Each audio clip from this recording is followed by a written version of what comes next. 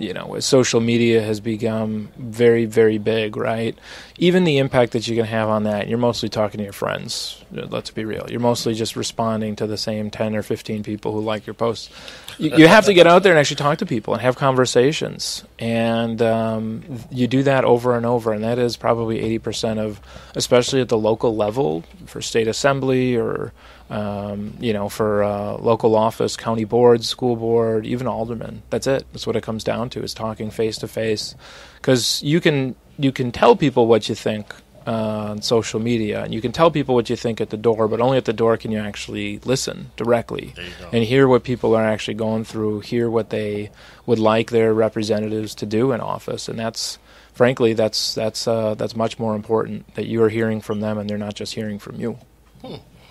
I dropped in on your Twitter account last night, and I know that our president, he's on Twitter a lot. I heard that. Yeah, I heard he's on there. He's on Twitter a lot. So I was going to ask you, because you had some very interesting tweets, and there's a couple I want to get to. Sure.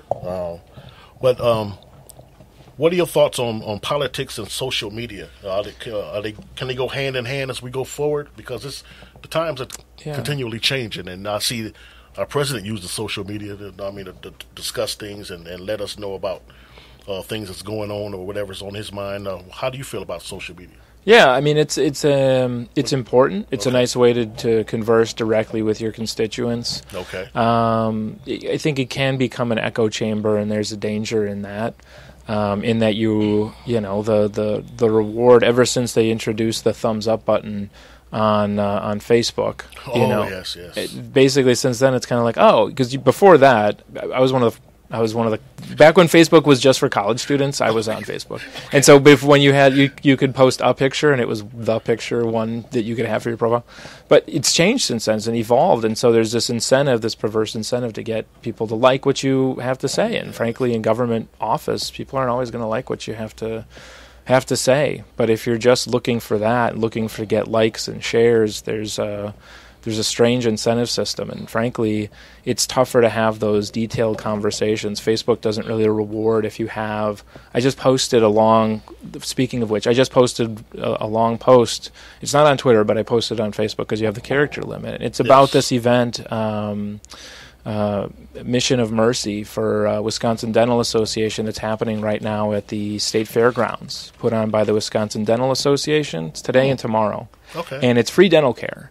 And it's both inspiring and depressing. And it's inspiring because you have all these dentists, all these dental hygienists, and community volunteers stepping up to fill a need by providing free dental care, fillings and extractions and cleanings and things that people can't get because they don't have, for whatever reason, they don't have dental insurance. It's not covered.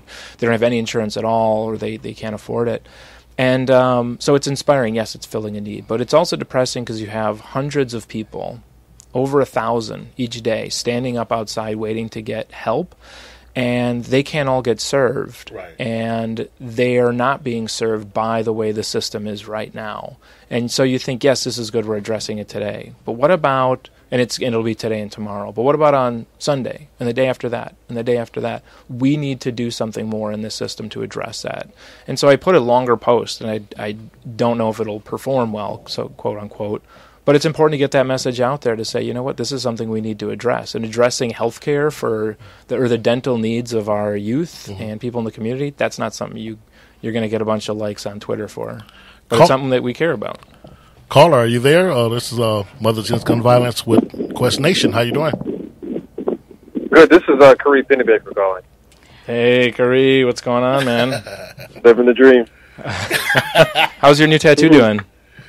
It's healed, man. It's a whole lot better. That's good. I don't know anything about tattoos other than I know you got one. You showed it to me. It hurt for a hot minute, but it's good. It was a good pain. This man's dedicated. You guys know Kari? You know Kari.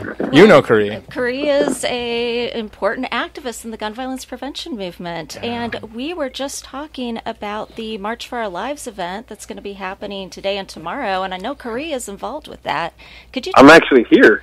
You're there. I walked out. Yeah, I walked out to jump on with you guys. Can you tell us a little bit about what's happening, and if people in Milwaukee would like to go to the event? So far what they've been doing is they've had some small group sessions with folks, and with the students that came in. It's a very young demographic that's here. In fact, there was a press conference. They let people kind of mill around for a little bit. Then they asked for all the reporters and adults to leave, and it's all young people here besides myself. Wow. And we've been talking about activism and the issue itself of gun violence and how like other people see it and how it has impacted them and their community and how this movement has gotten them activated and wanting to get more involved, which is a good thing.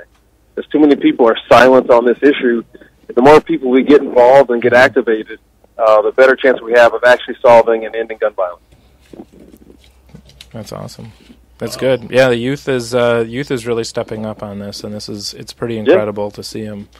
To see what they're doing, and not just the everyone. I think a lot of people recognize the students who were kind of forced in this position, right, by Stoneman Douglas in Florida, but even locally, we have some high school students who have become very active and put together the March for Our Lives in Milwaukee County and are being a part of this. It's the Road to Change tour, right?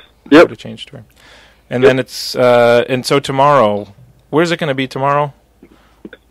Actually, I forgot the. Is it? I know where tonight's is in Madison. It is. I've got the address here. It's tomorrow at 5 p.m. at the Wisconsin Center, 400 West Wisconsin Avenue. Oh, okay. Nice. So there will be a panel with a number of us on it.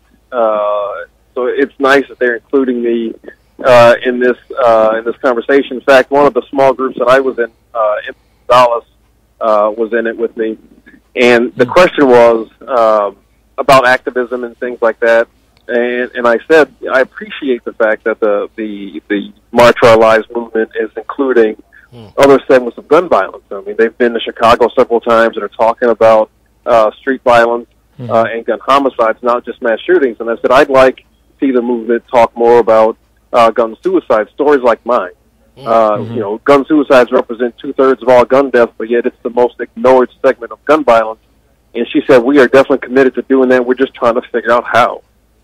And it's amazing that these kids are so, and I hate calling them kids. I mean, they're just amazing human beings, that they're so adaptive and fluid with how they are engaging with the issue itself, and not just being focused on their story only.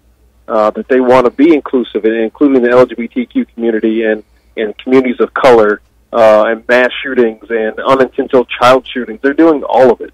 They are really filling in the gap where we as adults have seriously failed. Yeah. Oh wow. You mentioned, you said your story. You have a testimony you can share with us? Yeah. So 38 years ago, my mom shot and killed herself with a gun that my grandfather had given her. Okay. So you hear this narrative all the time that having a gun will make you safer, or the only thing that stops a bad guy with a gun is a good guy with a gun. Well, my mom was given a gun for self-defense, and the stats will tell you're more likely to shoot and kill someone you love or yourself than you are to shoot an assailant. Oh. And my mom's story has bore that out. She had easier access to a gun than she did mental health care. Okay. And unfortunately, I had to spend, 38 of my 48 years on Earth without my mom. Her 66th birthday is this coming Monday, wow. And it'll be the 38th birthday of hers that I will not have got to spend it with her. I don't even know what my mom's voice sounds like. Wow. I don't know what it sounds like for my own mom to tell me that she loves me. I had to buy my mom's death certificate online to find out when her birthday was because my family and I don't talk about it. Wow. So this is something that I don't have a choice in dealing with. It's a part of who I am. It's come to define me, but it's something that I am bound and determined. Before my time on Earth is expired, I will have done my part to help end gun violence. First of all, my condolences for what happened with you. And I appreciate that. And my applause to you for being on the front lines and doing what you can do. Thank you very much. Yeah, I appreciate that. Thank you. Yes. So in the United States, American children are 11 times more likely to die by gun suicide than their peers in other countries. So this is an issue that is huge, and it's increasing. And right now, about 58 deaths per day are because of gun suicide. Right. Now, we have Senator Larson Nationwide. here. Yep. What can we in Wisconsin do to address the epidemic of gun suicide? Yeah, well, this is it's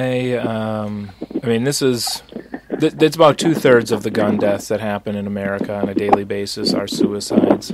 And, I mean, what we can do to address it is there was a debate that we had on the floor of the Senate. We brought forward bills, or amendments to these bills, 3 of them.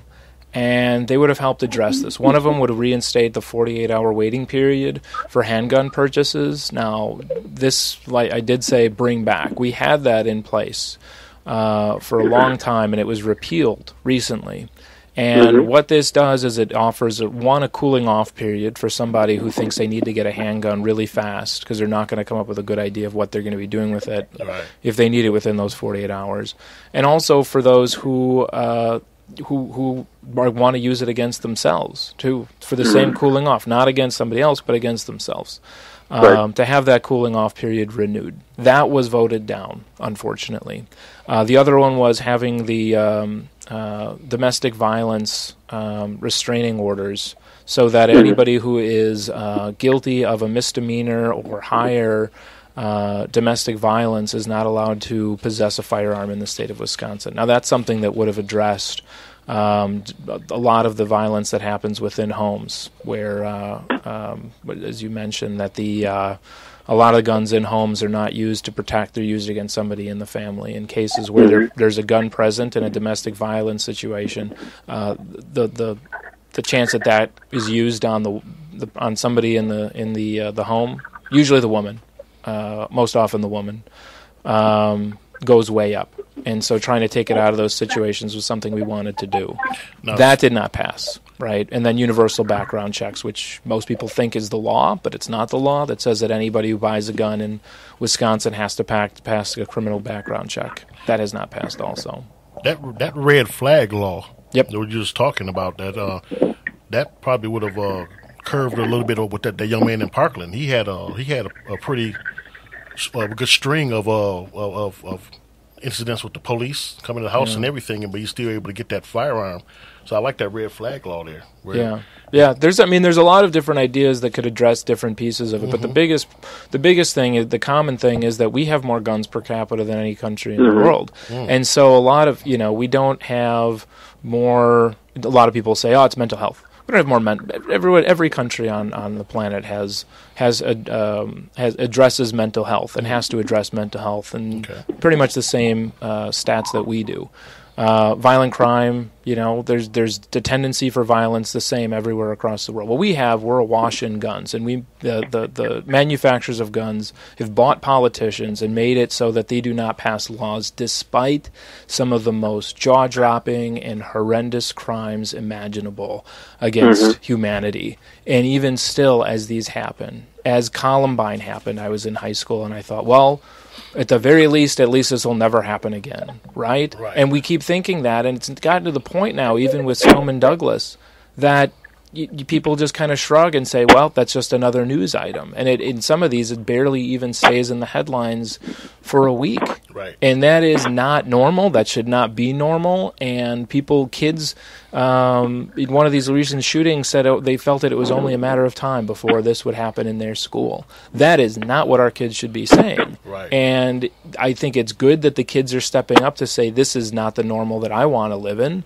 And they're breaking everyone else out of this zombie mentality of, well, there's nothing that we can do. This is the way that it is. That's BS. We can change it. We can change these laws. We're a nation of laws.